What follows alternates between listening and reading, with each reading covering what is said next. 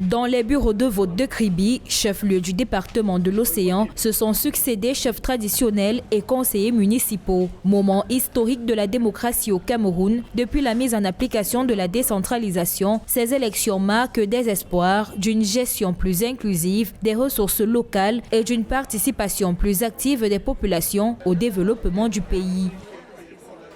Je suis venu ici à Kribi accomplir un devoir citoyen.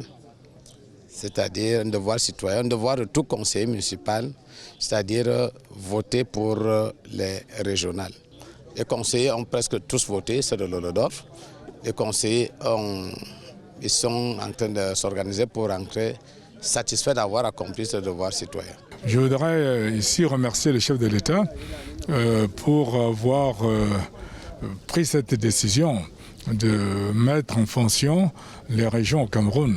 C'est quelque chose qui va différer le Cameroun de plusieurs autres pays africains.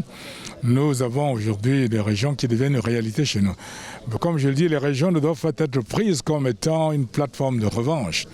Les régions sont là, en fait, pour encourager, promouvoir le développement à l'intérieur des localités concernées.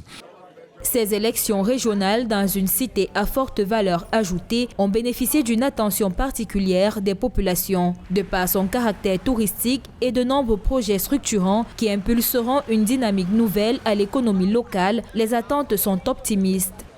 Je crois que pour une bonne maturité, les Camerounais ont étudié et ils ont trouvé que c'est le moment qu'il faille implémenter ça et c'est pas mal. Et nous pensons qu'également, dans le contexte actuel étant un peu